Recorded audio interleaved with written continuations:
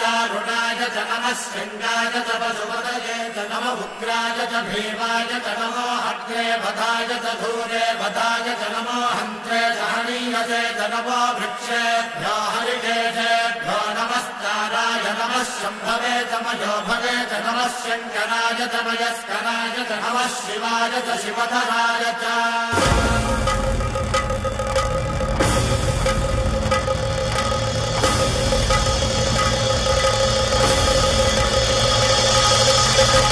अंड ब्रह्मांड कोटि अखिल परि